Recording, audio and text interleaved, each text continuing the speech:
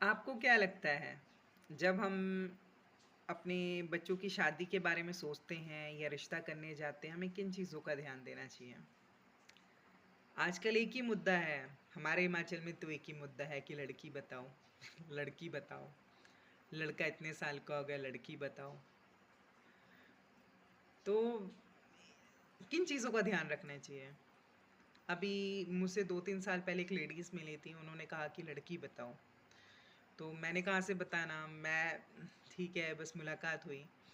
फिर कुछ 1 साल बाद मुझे पता चला कि वो उनके घर में शादी है, अब वो दादी बन गई हैं और बड़े दुःख की बात पता चला कि उस लेडीज़ ने ज़हर भी खा लिया था, सास ने।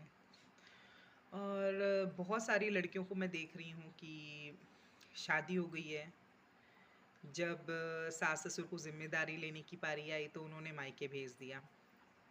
तुम्हारे घर का वंश पैदा कर रही हैं, उसके बाद भी तुम उस बच्चे को पाल नहीं पा रहे हो, जो तुम्हारे बच्चे का बच्चा हुआ है। प्रेग्नेंट हो रही हैं लड़कियां अपने मायके में आ जा रही हैं क्योंकि सास सेवा नहीं कर पा रही है।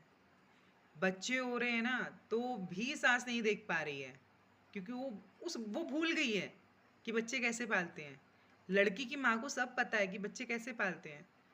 अगर 25 साल का तुम्हारा बेटा है तो 25 साल की उनकी भी बेटी है। 25 साल पहले उन्होंने पाला था ना। भले एक माँ अपनी ममता कैसे भूल सकती है, लड़के की माँ कैसे भूल जा रही है यार। बहुत सारी चीज़ें हो रही हैं, लड़कियां जॉब कर रही होती हैं, जॉब छोड़ के घर के कामों में लग जाती हैं। एक बच्चा मायके में रहता है ना, हंसता खेलता रहता है, शादी हो जाती है तो एकदम से मुरझा सा जाता है वो। कई इतने टू मच हस्बैंड मिल जाते हैं कि लड़कियां इतनी अच्छी रहती ना अपने मायके में, अपने माँ बाप के पास।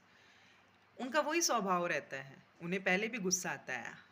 लड़कियां भी भावनाओं के अंदर, उसके अंदर भी बहुत सारी भावनाएं हैं, कलाएं हैं, समाप्त क्यों हो जा रही हैं? सबसे बड़ा कारण हम सच बताएं हमारी होती है कि हम शादी तो कर देते हैं, देखते हैं अच्छे घर है, फटाफट करो, नौकरी वाला लड़का है, निपटा दो। अरे कोई बात नहीं होती, अगर एक लौता लड़का है और प्राइवेट जॉब करता है तो क्या होता है, ससुर ने इतना बड़ा मकान बना रखा है, इतनी ज़मीन है, इतने पशु हैं, शादी कर दो। हम देख ही नहीं रहे हैं कि हम क्या कमियां हैं उस परिवार में, या हमारे बच्चे में क्या कमी है, हम किसी और बच्चे के साथ उसका विवाह कर रहे हो, उस बच्चे में क्या कमी है। हम तो सब कुछ देख ही नहीं रहे हैं। हमारे अंदर बस एक चीज़ आती जा रही है कि शादी करनी है। शादी क्यों करनी है? क्योंकि आपके सामने वाले ने अपनी बेटी की शादी कर दी, इसके साथ के सारे दोस्तों की शादी हो गई है। कई लोगों को तो सिर्फ अपनी बेटी का शादी इसलिए करनी होती है क्योंकि गांव वाले पूछ रहे हैं कि कब कर रहे हो शादी। बाकी शादी का ऐसा कुछ है नहीं कि आपका बच्चा कुछ गलत कर रहा है या आप उसे खिला नहीं पा रहे हो। जब 25 साल खिला सकते हो तो मेरे ख्याल से 5-6 साल और खिला सकते हो, पूरे जीवन भर खिला सकते हो। लेकिन बस शादी कुछ लोगों को इसलिए करनी होती है कि लोग कह रहे हैं, लोग पूछ रहे हैं। मेरी बहन की लड़की से 1 साल छोटी थी तो उसने कर दी, मुझे भी करनी है। क्यों करनी है? और हम देख ही नहीं रहे हैं कि एक्चुअल में क्या प्रॉब्लम है, क्या दिक्कतें हैं।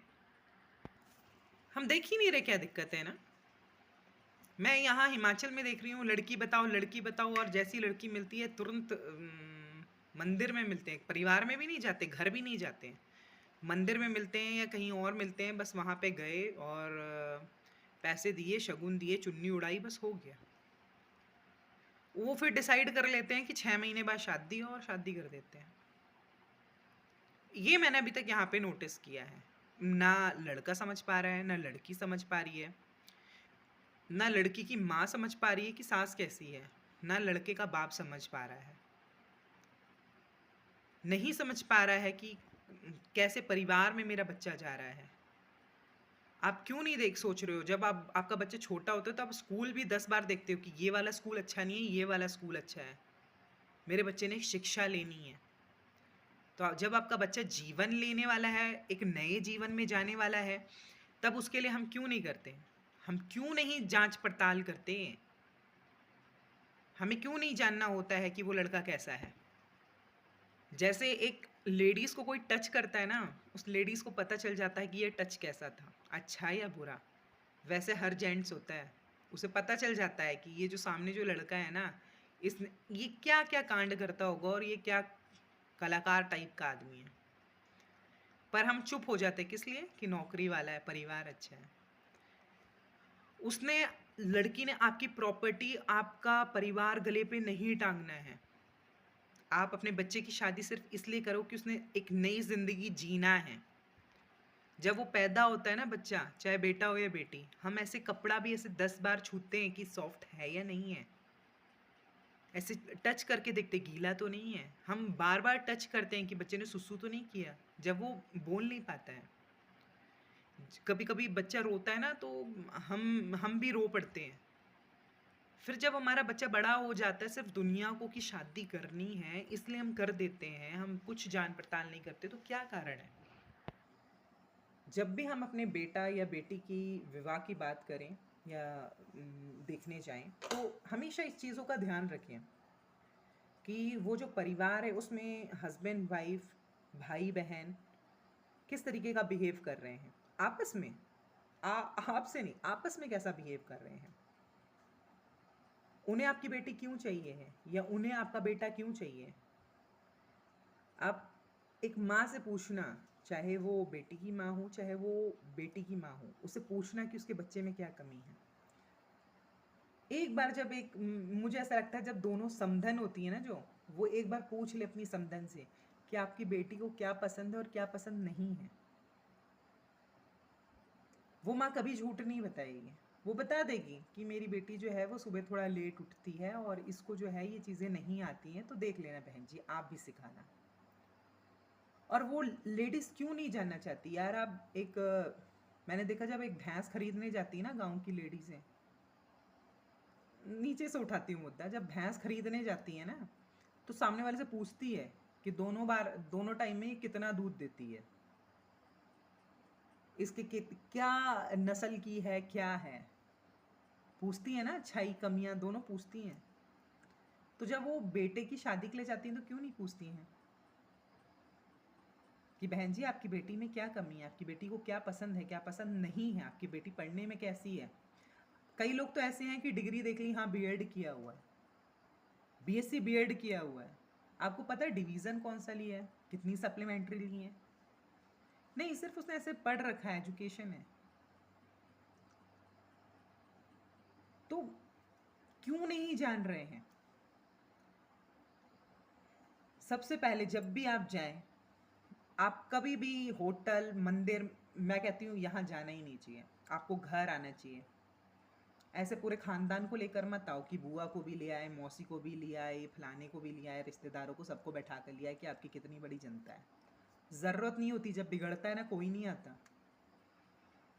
आते सिर्फ वही हैं, आपके आपके जो बिल्कुल आपने जो पैदा किए हैं, और आप, मुझे लगता है जो आपने पैदा किए हैं वो भी नहीं आते काम। लेकिन जब भी आप शादी की बात करें, आप हस्बैंड वाइफ, लड़के की माँ, बाप पिता, सब पूरा खानदान एक जगह, या तो लड़के के घर जाएं या तो लड़की के घर आएं। सुबह से लेकर शाम तक का बिल्कुल जाकर फ्रैंकली रहें। ये नहीं कहती कि विवाह करना है तो हमने रोटी क्यों खाई। आप उस परिवार में जाएं, थोड़ी देर बैठें, बातचीत करें, हर विषय में बात करें, रिश्तेदारी में बात करें, एजुकेशन में बात करें, अपनी इनकम में बात करें। मैं सच बता रही हूँ, आधे से ज़्यादा जो शिकायतें ना लोगों की दूर हो जाएगी। क्योंकि प्रॉब्लम ये होती है कि जब लड़की की शादी की बात चलती है तो लड़की की माँ नहीं जाती है, कभी लड़के की माँ नहीं आती है, सिर्फ दो समधियों ने बात करी और हो गया। वो समझ ही नहीं पाती कैसे हैं, क्या हैं, ना हम समझ पाते हैं।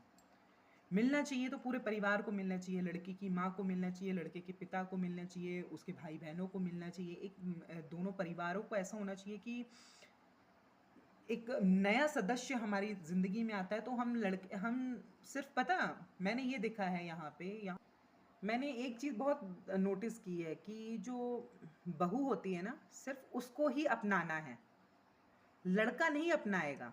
ना लड़के की माँ ना सास ससुर अपनाएंगे।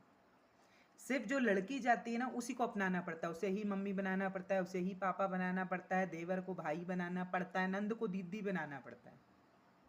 होता कोई नहीं है, बनाना पड़ जाता है। बाकी लड़के की जो माँ है ना वो नहीं अपनाएगी कि ये मेरी बेटी है, ये भी मेरी बेटी है। सिर्फ जो लड़की है ना उसने ठेका ले रखा है कि वो जितने लड़के के जो माँ बाप हैं, भाई बहन है, सबको अपनाएगी और सारे रिश्ते ये बना लेगी, बाकी लड़का नहीं बनाएगा।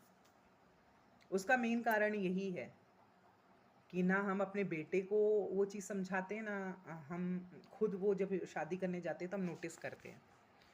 क्यों नहीं? मिलना चाहिए, हमें बातचीत रखनी चाहिए। जब तक हम एक परिवार से एक परिवार की तरह नहीं मिलेंगे तो वो हमारा परिवार कैसे बन सकता है? जैसे मुझे लगता है कि दोस्त जो होता है ना, विवाह मतलब दोस्त जो होते हैं ना, हम खुद चुनते हैं और वो हमेशा मेरे बेस्ट होते हैं, है ना? हमारे सुख दुख में, हर गम में हमारे साथ खड़े होते हैं, चाहे कितने बुरे रहते हैं, लेकिन हमारे साथ हर पग। हमारे रिश्तेदार हट जाते हैं, लेकिन हमारे जो मित्र होते हैं वो हम खुद चुनते हैं, एक भगवान ने आशीर्वाद दिया है। तो फिर जब हम अपना समधी चुनते हैं तो फिर हम उसमें क्यों नहीं वो चीज़ें ढूंढते हैं, क्वालिटीज़ क्यों नहीं ढूंढते हैं, हम अपनी तरह वाला क्यों नहीं ढूंढते हैं? दूसरा मुद्दा रहता है नौकरी, या ज़्यादा कमाने वाला बंदा मिल जाए तो हम उसकी गलतियां ढूंढते ही नहीं हैं यार। हम क्यों नहीं ढूंढते? जिस कंपनी में वो है या उसके आसपास जहाँ वो रहता है, उस माहौल को हम क्यों नहीं देखते हैं? हम क्यों सिर्फ लड़के की तनख्वाह से समझ जाते हैं कि लड़का अच्छा होगा? क्यों? ज़रूरी नहीं है कि जो हाई एजुकेटेड होगा वो उतना ही अच्छा होगा। मैंने कई लोग ऐसे देखे हैं जो हाई एजुकेटेड हैं, वो भी अपनी वाइफ को इतना रफली वे से मारते हैं और बातें बोलते हैं ना, तो क्यों हमें लगता है कि ये एजुकेटेड है तो ये अच्छा है? आप ये देखिए कि नोटिस करिए सामने वाले का बिहेव कैसा है। दूसरा, हमें एक चीज़ और नोटिस करना चाहिए, देन लेन वाला। कि कई लोग ऐसे बोलते हैं ना, मैं आपको सच बता रही हूँ, अगर शादी की डेट कल है और आपकी समधन आपको फ़ोन कर रही कि हमारे यहाँ तो जी ऐसा रिवाज है कि जो लड़की लड़की है वो सोने की यहाँ चेन डालेगी या ये कड़े डालेंगी सास को, मैं कहती हूँ रिश्ता तोड़ दो, आपको दूसरा मिल जाएगा। नए नए रिवाज नहीं बनाने हैं। हम अगर अपनी बेटी दे रहे हैं तो आप एक लड़की वालों के अंदर गर्व होना चाहिए कि हम जो अपनी बेटी दे रहे हैं ना, सामने वालों को उसकी नस्ल पैदा करने वाला अपनी औलाद दे रहे हैं। लेकिन मैंने देखा है कि हम लड़की वाले ही ऐसे सोचते हैं कि नहीं, हम तो भाई इनके सामने नीचे हैं, हम पैर छुएंगे अपने समधी को। क्यों छुओगे यार? क्यों छुओगे?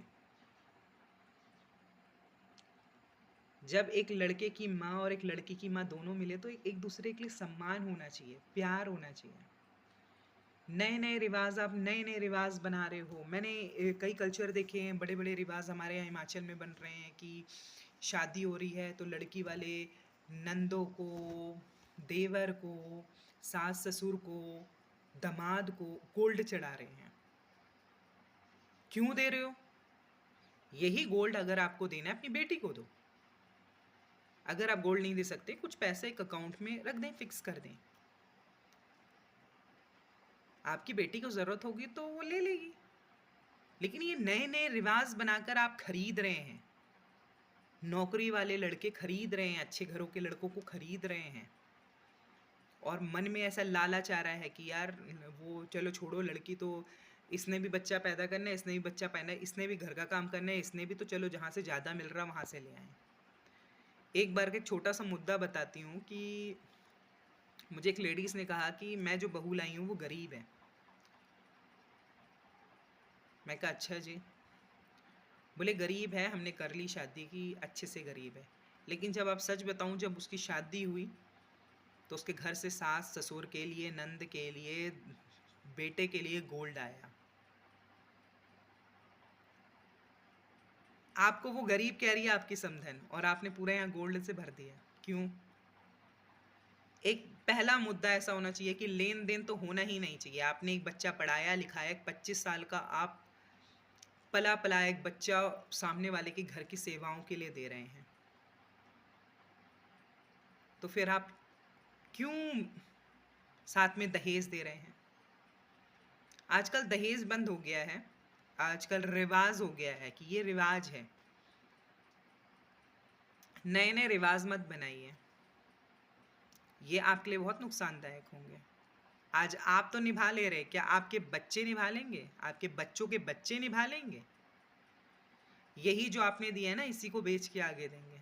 तो मत बनाइए। जिस दिन ऐसा लेन देन बंद कर देंगे ना, मैं सच बता रही हूँ, हर कोई बेटियां करेगा और हर कोई बेटा देने में खुश रहेगा और बेटी देने में। आजकल लेडीज़ जो है ना, वो इसलिए बेटियां भी नहीं कर रही हैं, बोले बहुत देन लेन है, नए नए रिवाज हैं, नए नए कल्चर हैं। तीसरा, मैंने एक बहुत ही गंदा चीज़ देखा है कि माँ बाप जो है ना, अपने बच्चे के सारे सारे कुकर्म जानते हैं वो, कि उनका बच्चा क्या करता है, उनका बेटा क्या करता है या बेटी क्या करती है। आंखों में धूल मत झोंको।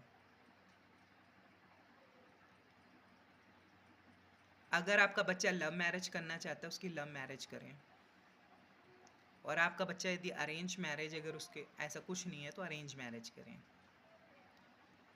बस आप जो रिश्ते देखने जा रहे हैं, आप सच बताइए, एक ऐसे कहते हैं ना कि एक लेन देन, एक व्यवहार ज़रूर देखें, माहौल ज़रूर देखें। आपका बच्चा उनके परिवार में कितना खुश रह पाएगा ये देखो, और वो आपके बच्चे को कितना सपोर्ट कर रहे हैं वो ज़रूर देखें। मैं सच बता रही हूँ आपको, ज़िंदगी में अगर आपका बच्चा नौकरी भी करता होगा ना, आज वो जॉबलेस भी हो जाएगा ना, तो भी खुश रहेगा। तो हमेशा जब भी परिवार चूज़ करें तो ऐसा परिवार देखें जहाँ पे आपके बच्चे की ज़रूरत हो, और उस घर में महिला की कितनी रिस्पेक्ट हो रही है ये ज़रूर देखना। जो कहते हैं ना, बेटा अपनी माँ की और एक पति अपनी पत्नी की रिस्पेक्ट करता है ना, वो अपनी बहू और बेटियों को कभी नहीं डांटते हैं, मारते हैं।